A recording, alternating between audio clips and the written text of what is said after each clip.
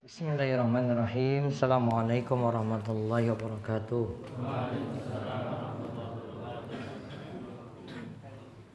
Alhamdulillahi rabbil alamin. Hamdan katsiran thayyiban mubarakan fi kama yuhibbu rabbuna wa yarda. Wa asyhadu an la ilaha illallah wahdahu la syarikalah. Wa asyhadu anna Muhammadan abduhu wa rasuluh. Allahumma salli ala nabiyyina Muhammad wa ala alihi wa man tabi'ahum bi ihsan ila yaumiddin. Allahumma inna nas'aluka ilman nafi'a wa rizqan thayyiba wa amalan mutaqabbala. Puji syukur kita panjatkan pada Allah, salawat dan salam mugi-mugi tercurah pada junjungan kita Nabi besar Nabi Agung Muhammad sallallahu alaihi wasallam. Baik, pada kesempatan malam hari ini kita dipermudah lagi oleh Allah untuk duduk dalam majelis yang mudah-mudahan bawa berkah bagi kita sekalian. Kita masih berada dalam pembahasan kitab Riyadhus Shalihin. Malam ini kita berada pada bab 19, Fiman sanna sunnatan hasanatan aw sayyi'atan.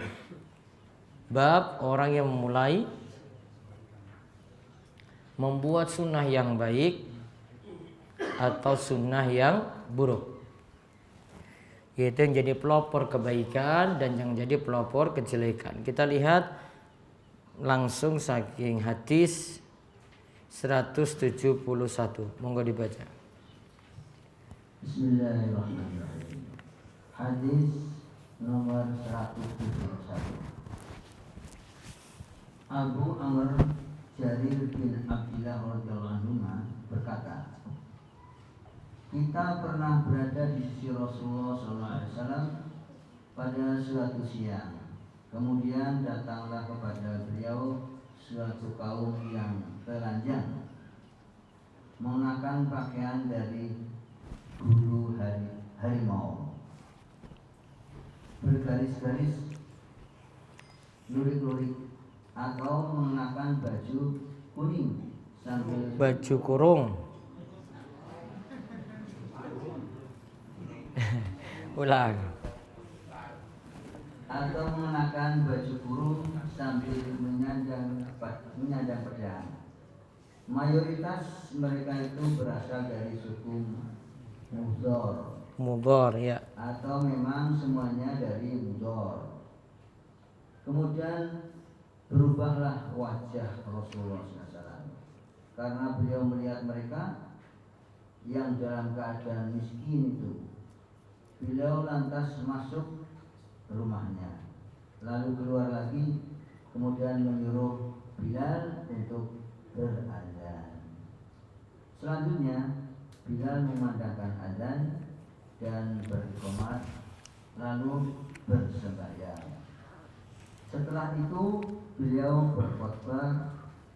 Beliau mengucapkan ayat, hai sekalian manusia, bertakwalah engkau semua kepada Rabbmu yang menjadikan engkau semua dari satu diri, yaitu Adam, sampai akhir ayat. Sesungguhnya Allah Maha menjaga bagimu semuanya. Beliau juga membacakan ayat yang ada dalam surat Al-Hasyr. Hai sekalian orang-orang yang beriman, bertakwalah engkau semua kepada Allah, dan hendaklah seseorang itu memeriksa apa yang akan dikirimkannya untuk hari kiamat. Ya ayyuhalladzina amanu faltanzur nafsum ma qaddamat lighad wattaqullaha innallaha khabirun malun. Pada saat itu ada orang yang bersedekah dengan benar. Dinar. Pada saat itu ada orang yang bersedekah dengan dinarnya, dengan bajunya, dengan dirhamnya, dengan bajunya, dengan sok gandumnya, dan dengan sok kurmanya, sampai beliau bersabda, sekalipun hanya dengan potongan kurma juga baik. Selanjutnya ada pula orang dari kaum Ansor yang datang dengan suatu kantong yang tangannya hampir-hampir tidak kuasa mengangkatnya, bahkan sudah tidak kuat. Selanjutnya berturut-turut datanglah para manusia itu memberikan sedekahnya masing-masing, hingga saya dapat melihat ada 2 tumpuan dari makanan dan pakaian. Sampai-sampai saya melihat pula wajah Rasulullah SAW yang berseri-seri, seolah-olah wajah beliau itu bercahaya bersih sekali. Kemudian beliau bersabda, barang siapa yang memulai membuat sunnah dalam Islam berupa amalan yang baik, maka ia memperoleh pahalanya sendiri dan pahala orang yang mengerjakan itu sesudah sepeninggalnya, tanpa dikurangi sedikit pun dari pahala-pahala mereka yang mencontohnya. Dan barang siapa yang memulai membuat sunnah dalam Islam berupa amalan yang buruk, maka ia memperoleh dosanya dari diri sendiri dan dosa orang yang mengerjakannya itu sesudahnya, sepeninggalnya, tanpa dikurangi sedikit pun dari dosa-dosa mereka yang dicontohkan itu. Man sanna fil Islami hasanatan falahu ajruhu wa ajru man amila biha min ghairi la yanqusu fi ujrihi syai'an. Sabda Nabi sallallahu alaihi wasallam, mustabi'in Nimar. Mustabin nikmat dengan jim dan sesudah alif ada ba. An-nimar adalah bentuk jamaknya namiroh. Jadi an-nimar itu mufrad, artinya pakaian dari bulu yang bergaris-garis bagaikan macan tutul. Sedangkan makna musik Buat bid'ah itu tambah nambah. ialah mengenakan sesudah melubangi di bagian kepala orang-orang Samud, Orang-orang yang memakainya. orang-orang yang memakainya. Ini berasal dari kata al-jaub, artinya memotong. Sebagaimana firman Allah, dan kaum Samud yang memahat dan memotong, menembus batu-batu besar yang di lembah tanah rendah. Sabda beliau, ta'amaro dengan ain Muhammad, artinya berubah, yakni berubah wajah serta sikapnya. Adapun kata rawi yang meriwayatkan hadis ini, ra'aitu qaumaini, boleh difathahkan kafnya dan boleh pula didomakan. Artinya saya melihat 2 buah tumpuan atau 2 buah gundukan. Sabda Nabi, ka annahu mudhanna, dengan menggunakan zal mu'ajjamah dan fathahnya ha serta ba muwadah. Demikianlah yang dikatakan oleh Allah, oleh Al-Qadhi dan lain-lain. Namun sebagian ahli ulama ada yang menulisnya lalu diucapkan muduna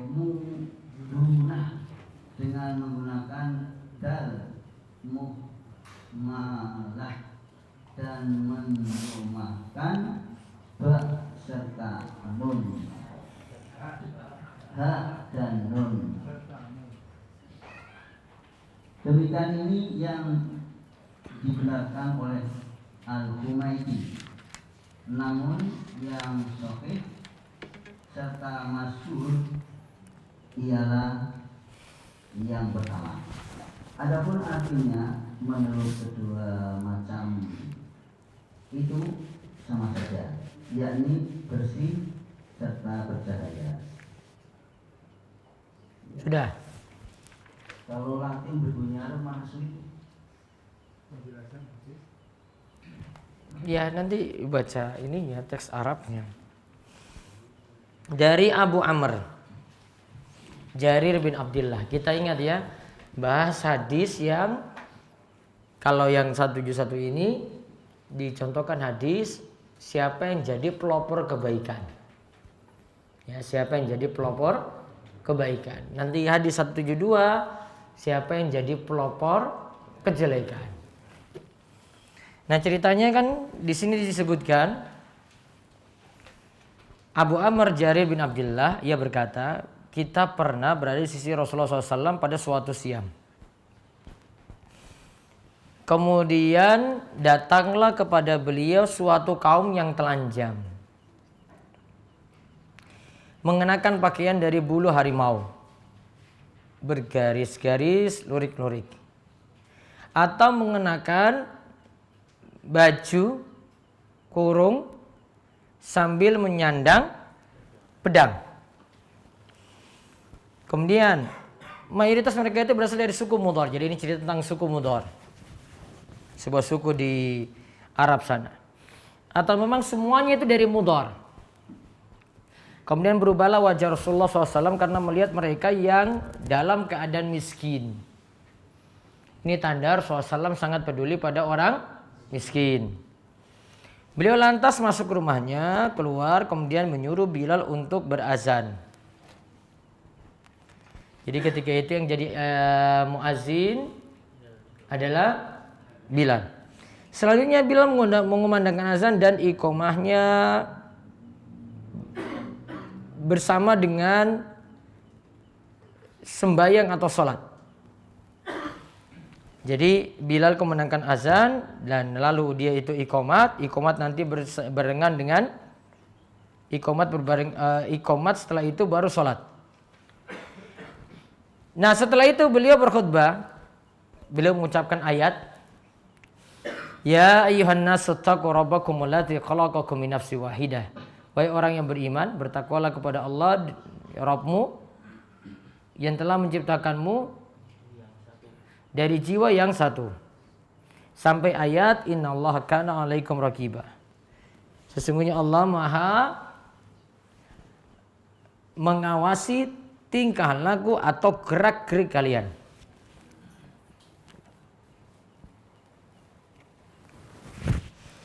Nah, lalu dibacakan lagi surat Al-Hasyr. Kalau tadi ayat pertama An-Nisa ayat 1. Ini perintah untuk apa ini? Bertakwa kepada Allah. Terus surat Al-Hasyr ayat berapa tadi? Ayat 18. Sama juga bertakwa. Dan hendaklah meriksa apa yang akan dikirimkan untuk hari esok. Berarti di sini perintah bertakwa terus beramal untuk hari esok. Sebelumnya juga dipanggil dengan kata orang beriman. Nah, pada saat itu ada orang yang bersedekah. Tadi disuruh bertakwa, terus ada yang praktekkan dengan apa? Sedekah. Sedekahnya dengan apa? Dinar. Ada lagi dengan dirham. Dinar berarti mata uang apa? Emas. Berikan keterangan situ. Dirham mata uang perak. Lalu ada yang bersedekah lagi dengan bajunya. Dengan sok gandumnya. Dan dengan sok kurmanya. Sampai-sampai beliau bersabda, sekalipun hanya dengan potongan kurma juga tetap baik. Karena tadi keluarkan apa saja tadi? Dinar, dirham, baju, sok gandum dan sok kurma. Beliau katakan kalau masih ada yang mau menyumbang cuma potongan kurma saja itu juga baik. Sedangkan ada pula dari ada orang dari kaum Ansor yang datang dengan suatu kantong yang tangannya hampir-hampir tidak bisa memegangnya, mengangkatnya. Bahkan sudah tidak kuat. Selanjutnya berturut-turut datanglah para manusia itu memberikan sedekahnya masing-masing hingga di situ disebutkan saya dapat melihat ada tumpukan dari makanan dan pakaian. Sampai-sampai saya melihat pula wajah Rasulullah SAW yang berseri-seri, wajah Rasulullah SAW yang berseri-seri, seolah wajah beliau itu bercahaya bersih sekali. Nah, di sini tentang motivasi untuk tawakal, untuk takwa, beriman. Kemudian yang berikutnya itu dipraktekkan ada sahabat yang lomba-lombaan untuk sedekah. Siapa yang kasih contoh pertama kali tadi coba? Apa Rasul? Untuk menolong orang miskin tadi, siapa kasih contoh jadi pelopor kebaikan di sini? Itu dari kaum Ansar. Kemudian yang lainnya kemudian ikut lagi untuk bersedekah. Maka karena ada yang jadi pelopor, di sini sampai dikatakan ada 2 tumpukan dari makanan dan pakaian. Sampai-sampai saya melihat pula wajah Rasulullah SAW yang berseri-seri, seolah wajah beliau itu bercahaya sekali. Berarti Rasulullah SAW senang sekali lihat orang miskin tadi terbantu. Terbantu dengan barang macam-macam tadi ya. Ada yang pakai dirham, ada yang pakai dinar, ada yang dengan baju, ada yang dengan gandum, dan ada yang dengan sok kurma.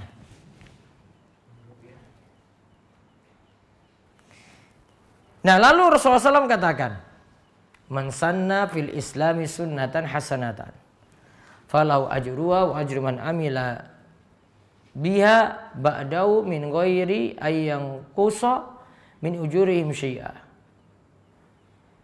wa man sanna fil islami sunnatan sayyi'atan kana alaihi wisruha wa wisru man amila biha min ba'dihi min ghairi ayyang qusa min auzarihim syai'a. Siapa yang melakukan sunnah yang jelek, maka dia mendapatkan dosa dan juga dosa dari orang-orang yang mengikutinya tanpa mengurangi dosa mereka sedikit pun sampai ya hari kiamat. Nah, berarti di sini faedah yang bisa kita ambil.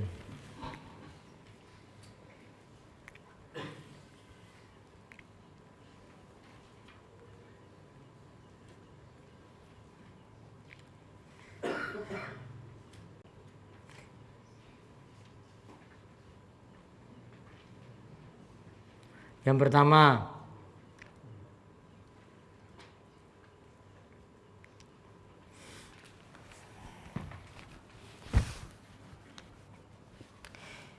di sini sebutkan tadi ada orang miskin dibantu oleh siapa? Oleh para sahabat yang kaya. Berarti faedah yang bisa kita ambil satu, sudah sepatutnya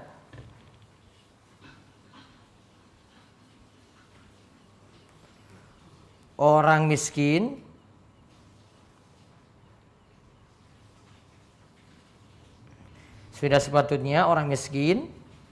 dibantu, orang miskin yang itu susah dibantu oleh orang-orang kaya. Orang miskin itu bisa dibantu lewat jalan apa saja coba? Kalau kita punya penghasilan, nafkah cuma untuk keluarga. Zakat kan ada 8 asnaf. Masuk enggak dari yang disebutkan sini masuk dalam 8 asnaf? Masuk.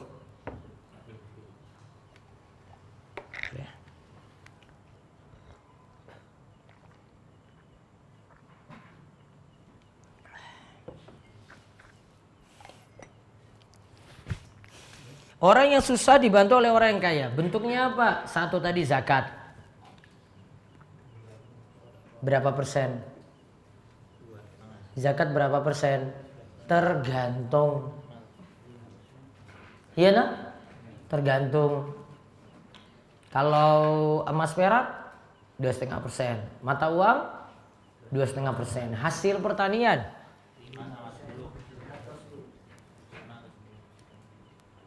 Berapa persen? 5%. Bukan 10. Sudahlah 10 aja lah ya. Hah? Kokean, memang pelit ya. Padahal dari tadi 2,5% itu masih kecil kan? 2,5% dari 40 juta. 1 juta toh? Nah, kecil enggak? Uangnya 40 juta. Kecil juga.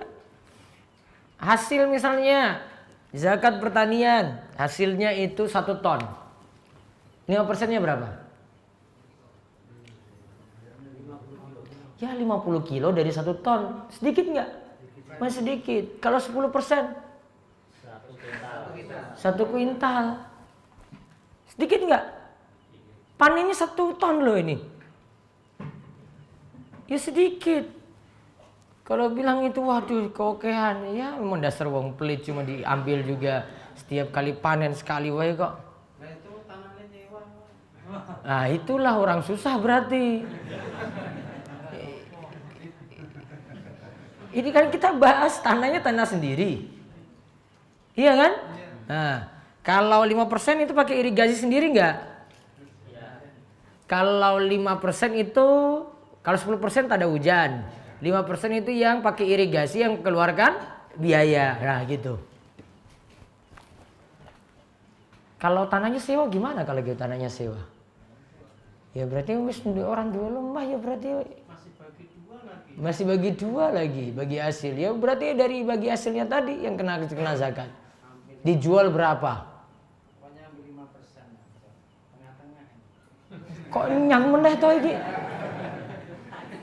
Kita bahas nih loh. Kalau itu dia tidak dapat berapa tadi? Tidak dapat. Ingat ya pertanian itu punya syarat-syarat. Ya. Tadi bisa tak ada hujan, bisa dengan irigasi sendiri kan? Kalau dia misalnya syaratnya itu tuh untuk nisabnya itu di atas 7 kuintal. 5 wasak. Ya 1 ton sudah masuk kan? Sudah masuk. Di bawah itu ya berarti nggak kena. Cukup aja ini dijual hasilnya berapa, masih ditahan lagi hasilnya ini tunggu sampai 1 tahun. Tadi Pak Prabowo-nya kan ngutang di KUD. Belum bayar utang. Ya ini lagi tak jelaskan ini loh. Tadi kan ada hasil. Ya. Terus dipakai dulu. Pakai untuk nyaur apa tadi? Rapok tadi. Nah. Kok nggak bisa buat sendiri? Belum, kalau pupuk kandang bisa. Nah, dia bayar itu dulu. Sisa ini sampai 1 tahun nanti bertahan itu sisa atau enggak? Kalau misalnya enggak sisa karena pupuk tadi sudah mahal, tambah lagi dengan utang-utang banyak, ya sudah berarti enggak ada zakat. Nah, alhamdulillah. Ya memang belum jadi wong suki maka ora dipaksa. Doakan aja. Kok baperan banget sih? Lagi tak bahas hukum kok dia ini terus ya. Bisa dengan zakat. Ya, kalau zakat itu punya standar penyaluran 2,5%, 5%, 10%. Iya nah? Dan penyalurannya sudah pada orang tertentu. Bisa pakai zakat. Untuk bantu orang miskin lagi bisa apa lagi yang kedua? Nah, sedekah. Kalau sedekah ada batasan enggak? Enggak. Bahkan kalau dia punya sedulur, punya keluarga dekat, dia dahulukan sedulur atau keluarga dekatnya untuk zakat tadi. Kalau sedekah ya untuk sedekah tadi. Kalau sedekah enggak dibatasi. Maka bisa disalurkan dengan zakat, bisa disalurkan dengan sedekah. Mungkin kadang zakat atau sedekahnya ini untuk modal dia, untuk usaha juga bisa. Kalau dia orang miskin misalnya Ji. Nah dikasih Pak ini modal panjenengan. Saya nggak beritahu itu juga dari zakat juga nggak masalah. Sudah dikasih uang ini pokoknya Pak ini untuk panjenengan. Diharapkan untuk pakai ini untuk usaha. Ya bisa. Sehingga dia berkembang dengan modal tadi. Ya modal tadi itu nanti yang buat dia itu berkembang. Boleh. Berarti kalau konsekuensinya kasih dari zakat atau sedekah, modalnya dikembalikan enggak? Enggak. Sistem apa nih berarti ya? Kasih itu berarti cuma-cuma. Hibah. Sistemnya itu hibah, dikasih cuma-cuma, tidak minta kembalian. Kalau modal berupa utang berarti nanti minta kembalian. Namun kembaliannya tidak boleh bertambah dari utang yang dipinjamkan. Modal misalnya dipinjamkan 5 juta rupiah, maka kembalinya nanti berapa? 5 juta juga. Kalau kok dia minta kembalian dengan tambah untung di situ, nah lihat dulu, kalau dia nggak mau nanggung rugi ya berarti riba. Cuma mau untung saja. Lampunya mati. Ceklek.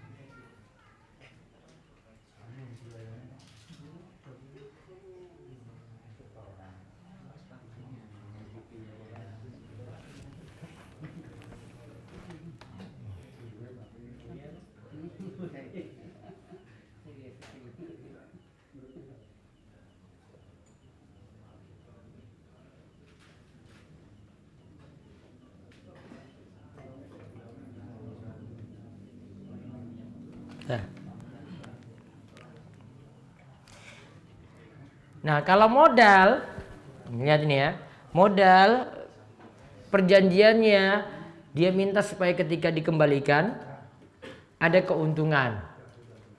Berarti mau bagi hasil ya. Namun syaratnya kalau bagi hasil ada untung dibagi. Ada rugi juga dibagi. Namun kalau pinjamin saja bukan untuk bagi hasil tadi, berarti kembalikan semisal. Pinjamkan modal 5 juta, berarti kembalikan juga 5 juta. Namun kalau tadi misalnya zakat atau sedekah, berarti bentuknya cuma hibah saja, tidak dikembalikan. Itu bisa bantu orang yang susah. Terus yang faedah yang kedua.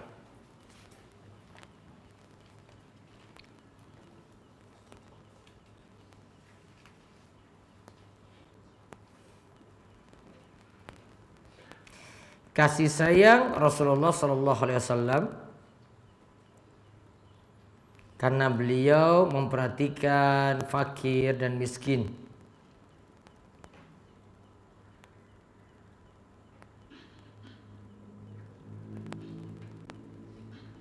Coba diulang apa? Memperhatikan fakir dan miskin. Dan ini nanti dicontoh juga oleh para ulama sesudahnya.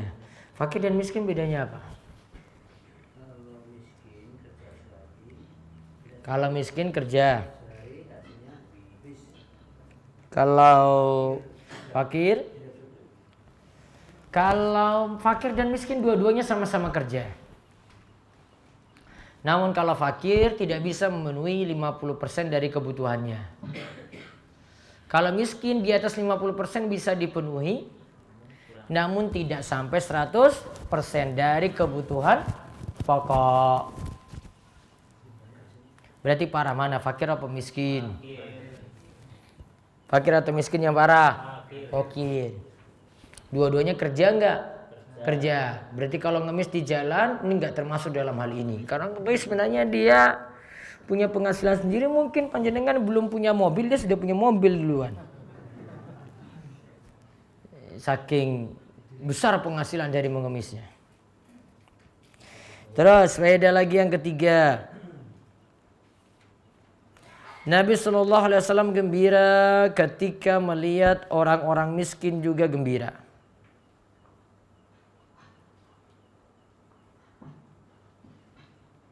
Nabi SAW gembira sebagaimana melihat orang-orang miskin juga gembira. Terus faedah yang berikutnya lagi, yang keempat.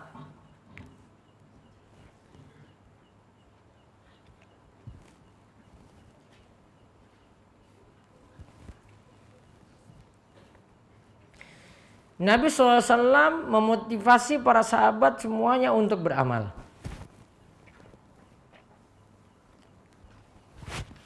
Nabi SAW memotivasi apa tadi? Sahabat untuk beramal. Tadi coba lihat kisahnya tadi. Fajar SAW kan lihat ada si miskin. Kemudian beliau bersabda, ada situ yang sudah kumpulkan barang-barangnya, dinar, dirham, baju. Beliau katakan lagi, oh enggak apa-apa sampai sepotong kurma saja. Itu enggak masalah. Dan ketika itu barang-barang yang disumbangkan itu banyak sekali. Dan ada yang jadi pelopor ketika itu. Maka keluar sabda Nabi SAW, man sana fil islami sunnatan hasanatan. Terus faedah yang berikutnya berarti kita dianjurkan menjadi pelopor dalam kebaikan.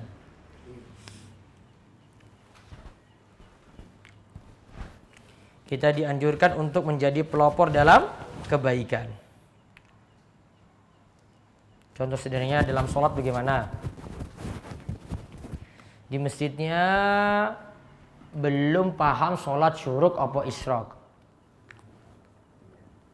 Terus habis subuh orang ini diam. Orang ini diam sampai matahari meninggi. Ketika matahari meninggi, ya, kemudian dia ajak orang lain.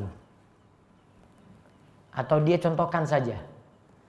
Dia kerjakan sholat syuruk berapa rakaat minimal? 2 rakaat. Mungkin ada orang yang perhatikan orang ini kok setiap subuh, habis subuh kok diam di masjid. Terus habis matahari meninggi dia kerjakan 2 rakaat. Nah besoknya itu ada yang ikut dia lagi. 1. Besoknya datang lagi sampai 5. Besoknya datang lagi sampai 10. Besoknya datang lagi. Seluruh jamaah yang ada di tempatnya itu semuanya pada sholat isyraq. Padahal sholat isyraq itu jarang yang kenal, jarang yang amalkan. Betul nggak? Maka kalau dia jadi menghidupkan sunnah tadi, dia jadi pelopor dalam kebaikan.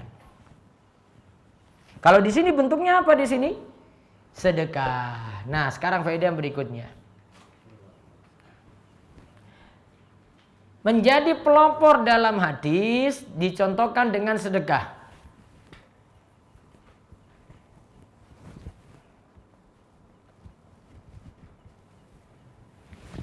Menjadi pelopor dalam hadis dicontohkan dengan sedekah.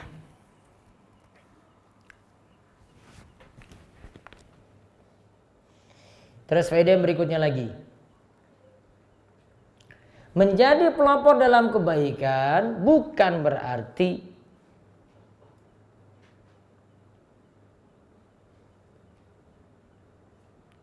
menjadi pelopor dalam kebaikan bukan berarti menjadi pelopor untuk amalan bid'ah.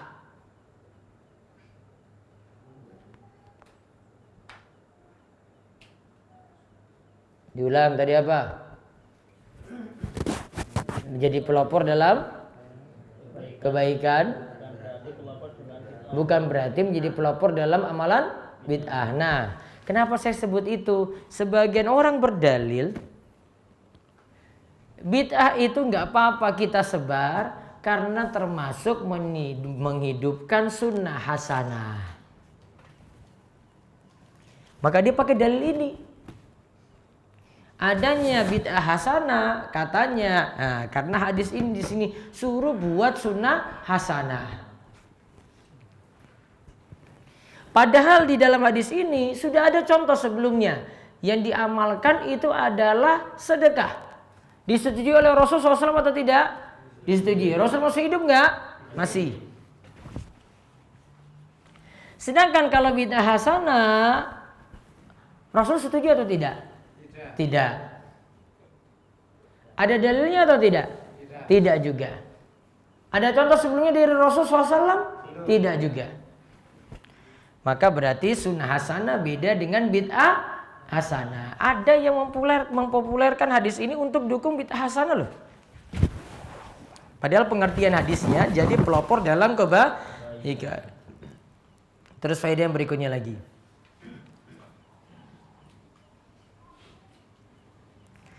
Tadi Rasulullah SAW itu ceramah. Dianjurkan ketika ceramah memilih tema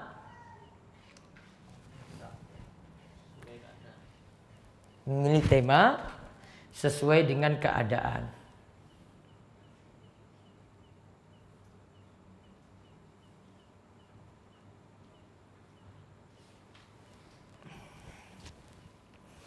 Kenapa demikian? Tadi kan dikasih ceramah berupa motivasi sedekah. Karena kebutuhannya ketika itu bantu orang yang susah tadi. Maka Nabi SAW itu ceramah sesuai dengan masalah yang dihadapi tadi. Maka kalau mau khutbah Jumat kayak gitu juga. Mau kultum Ramadan besok juga kayak gitu juga. Kadang mesti menyesuaikan dengan tema yang berlangsung, dengan keadaan yang berlangsung. Contoh misalnya, awal-awal Ramadan ada tema untuk motivasi beramal. Kalau akhir-akhir Ramadan, ya, kalau akhir-akhir Ramadan apa? Ada di situ tentang iktikaf, ada di situ tentang zakat, ada di situ tentang malam Lailatul Qadar. Nah, sesuaikan materi yang di hari-hari akhir dengan materi juga yang sesuai. Jangan dari awal sampai akhir itu kalau ngisi kultum bicara takwa, syukur saja, muter-muter. Cuma beda masjid saja. Ya, dia muter-muter terus kayak gitu. Kembangkan tema. Sesuaikan dengan sikon, sesuaikan dengan keadaan. Paham gak ini Bapak-bapak? Berarti harus ngaji terus biar menyusun tema tadi itu. Atau banyak baca buku terus biar temanya beda-beda. Sesuaikan dengan keadaan. Biasanya kalau kultum Ramadan berapa menit? 7 menit. 15 menit itu sebenarnya sudah terlalu lama ya. 10 menit itu maksimal itu. Kalau saya itu nggak senang ceramah kalau di saat Ramadan, kalau pas tarawih itu nggak senang, taruh di belakang. Kalau di belakang selesai pas mau bubar, kan terserah dia mau bicara berapa lama. Iya tak? Juga ada yang ada kebutuhan juga ya, boleh bubar nggak? Ya boleh silakan, karena nggak ada kaitannya dengan ibadah tarawih. Yang pendengar juga terserah dia. Mau dengar ya silahkan, nggak juga nggak apa-apa. Nggak boleh dipaksa. Menitnya bisa ditambah. Jadi seperti itu, sesuaikan. Kalau tahu di situ sebelum tarawih itu ada ceramah, ya buat juga nggak lama-lama. Cukup baca satu hadis, kasih faedah 5 poin sudah cukup. Daripada panjang lebar. Panjang lebar, ngambang lagi temanya. Nggak tahu maksudnya. Gurguyon, wae, lucu, wae.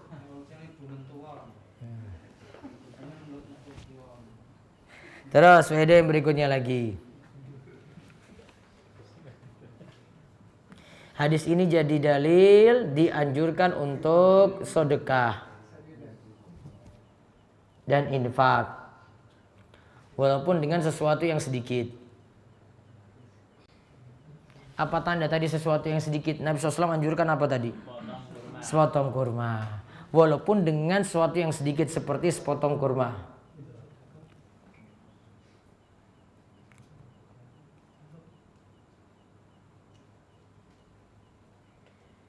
Kemudian faedah yang berikutnya lagi, tidak boleh meremehkan sedekah orang lain yang sedikit. Tadi kalau seandainya dikeluarkan cuma sepotong kurma, ya alhamdulillah. Ada yang punya kesempatan sedekah, harusnya dia bersedekah sampai beberapa kali pun tidak sedekah-sedekah. Kan mendingan tadi, ada yang punya kesempatan sedekah, dia nyumbang sedikit-sedikit kan. Namun ajak terus, ada saja sedekah yang dikeluarkan.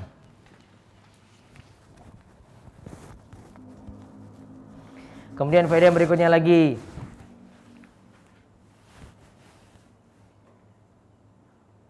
Hendaklah muslim itu menjadi contoh dalam amal kebaikan pada yang lain.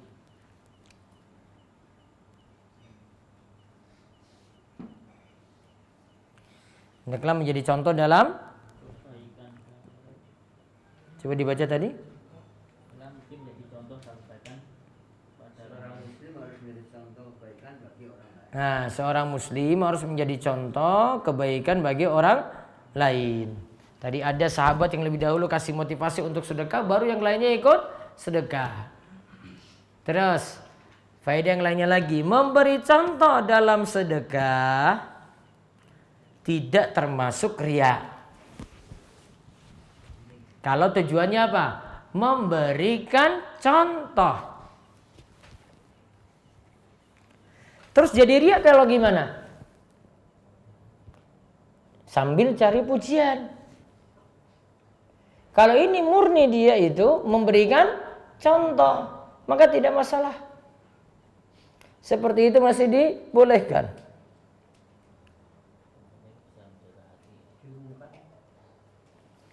Diumumkan bagaimana? Pak Nasir sedekah 1 juta rupiah. Nah, kalau kita yang dengar husnuzon, oh Pak Nasir ini wong sugih.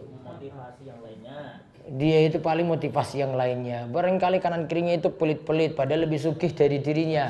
Nah, maka dia motivasi yang lainnya, keluarkan 1 juta. Gitu. Ria enggak tadi?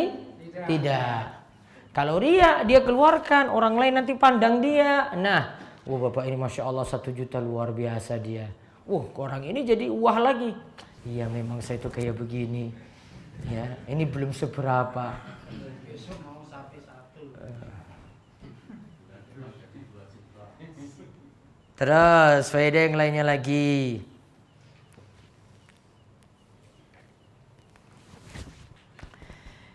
Siapa yang jadi pelopor dalam kebaikan,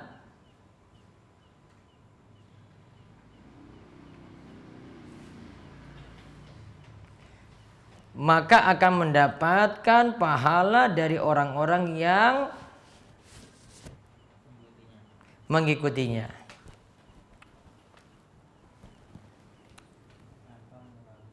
Tanpa mengurangi pahala mereka sedikit pun.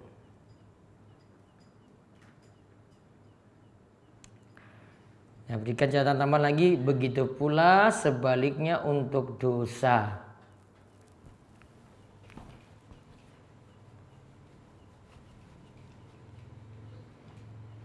Ya, begitu pula untuk apa? Dosa. Kalau kita jadi pelopor kejelekan, contoh bapak di rumah nggak pernah bangun subuh, anaknya niru-niru. Akhirnya anaknya nggak pernah bangun subuh, dikarenakan siapa? Bapaknya sendiri. Bapak kena dosa nggak ini? Kena. Dia dapat dosa karena sudah malas subuh juga. Yang kedua dia dapat dosa karena anaknya niru-niru dia malas subuh. Dan biasanya faktor penting kalau kita itu ingin didik anak dengan sukses, awalnya itu dari contoh orang tua dulu. Kalau orang tua baik, maka mendidik anak jadi sukses itu mudah sekali. Beda kalau orang tua itu enggak baik. Kalau orang tua itu enggak baik, wah enggak bisa diharapkan. Dia jadi contoh nanti.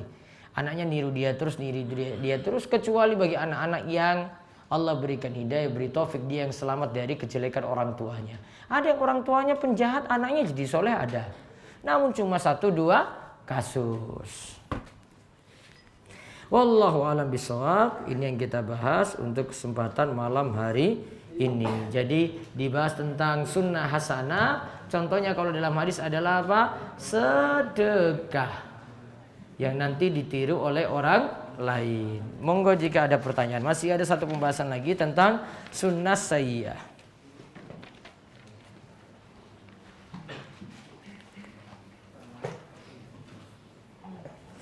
Ada pertanyaan? Pakai mic.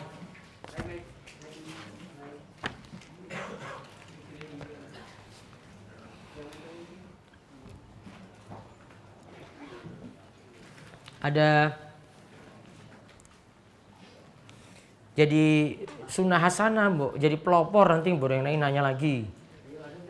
Sunnah hasanah. Pak Nasir dulu. Nanya enggak? Oh mau arisan, jadi nggak mau nanya. Yes.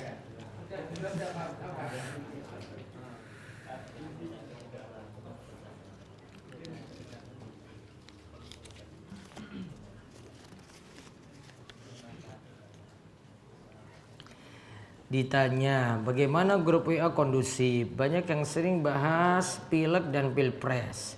Kondusif kemarin saya sudah jawab ketika di Masjid Agung. Solusinya bagaimana? Matikan komentar, cuma admin yang bisa komen. Kalau kamu bukan admin, sudah keluar aja dari grup itu. Kalau kamu yang admin grup, ngatur grupnya.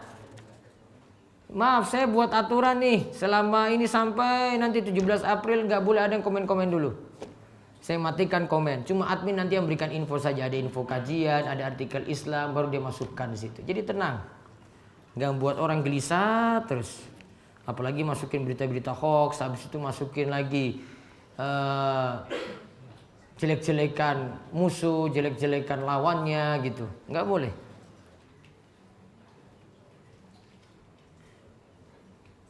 Bagaimana hukumnya orang yang suka pasang status dan memamerkan wajahnya di WhatsApp? Tujuannya untuk pamer. Kalau seperti ini tujuannya untuk misalnya ada tujuan penting, ada foto, tujuannya untuk dokumentasi. Boleh nggak? Boleh. Kalau untuk syiar, kalau ini amalan yang bisa disembunyikan, sembunyikan. Nggak dipamerkan dalam status. Hah? Pokoknya tidak dipamerkan dalam status. Kalau itu cuma amalan untuk sunnah saja misalnya. Ya, dia tidak pamerkan dalam status. Kalau dia nganggap syiar, takutnya nanti riak lagi bagi dirinya. Mendingan enggak. Karena tipis ya tadi ya, memberi contoh dengan riak tipis enggak tadi. Saya mau beri contoh pada orang lain dengan, waduh, saya ini mau cari pujian juga ini. Tipis enggak? Tipis bedanya. Tergantung niat memang. Namun kalau kita sikapi orang lain, kita husnuzon padanya, barangkali dia beri contoh. Namun kalau untuk kita hati-hati. Ya, untuk jaga hati. Adapun dengan wajah di sini, wajah tujuannya apa? Coba dipasang di status. Hah? Pamer muka di situ. Oh gitu. Enggak perlu. Kalau ada tujuan urgen baru dipasang seperti itu. Wallahu a'lam. Tanya. Itu yang usaha online tuh, saya kita bisnis online. Biasanya makan di rumah kok saya pernah dengar tuh, uang saya nambah di bank itu misalnya 1 juta, uangnya 1 juta itu di bank, tahu-tahu kok cuma di rumah uang saya nambah menjadi 3 juta, itu hukumnya bagaimana? Kok bisa nambah?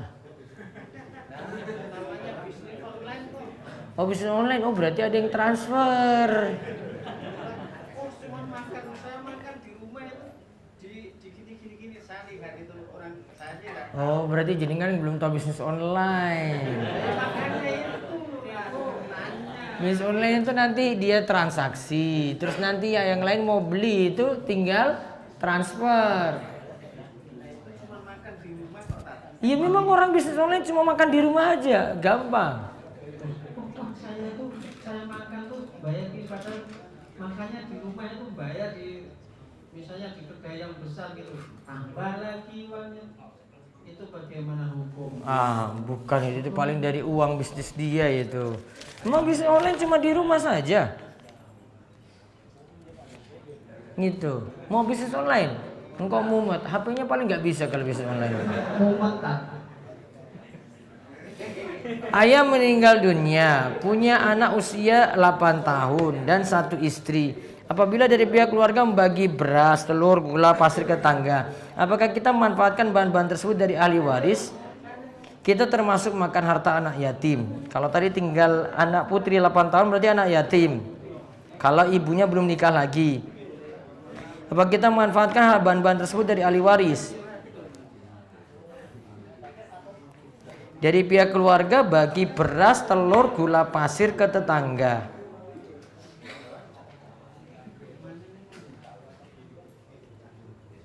Maaf saya belum paham ini maksud pertanyaan. Manfaatkan saja boleh, tadi beras tadi dimanfaatkan. Asalkan sewajarnya. Kalau itu memang mau diserahkan kepada anak yatim, untuk dirinya dia pakai sewajarnya, sesuai kebutuhan saja, tidak lebih daripada kebutuhan. Kalau yang menyantuni anak yatim atau merawat anak yatim itu orang miskin. Kalau orang kaya nggak boleh dia manfaatkan harta anak yatim. Ada lagi? Ya. Untuk meruqyah tempat yang dulunya tempat jualan, tempat itu dulunya ada pakai kayak pengaruh untuk Jadi tempatnya yang mau diruqyah, apa manfaatnya tempat diruqyah? untuk membuang bekas-bekas pengaruhnya. Ya kalau ada tanda-tandanya dibuang saja. Gini, saya kasih logika gini. Nih rumah nih. Di setel di situ murotal 24 jam. Orangnya nggak sholat. Pengaruh apa coba? Saya setel tadi murotal 24 jam dalam rumah ini. Saya tinggal. Namun saya nggak sholat. Apa pengaruhnya untuk rumah coba? Saya balik situ lagi. Setan nggak akan datang. Berarti sebabnya setan datang karena siapa coba? Orang kan? Orang sendiri. Sehingga tempat nggak bisa disalahin. Kalau memang situ ada jimat-jimat dulu atau apa, ya dihapus, dibuang. Bukan tempatnya yang diruqyah. Tempat nggak bisa diruqyah nih.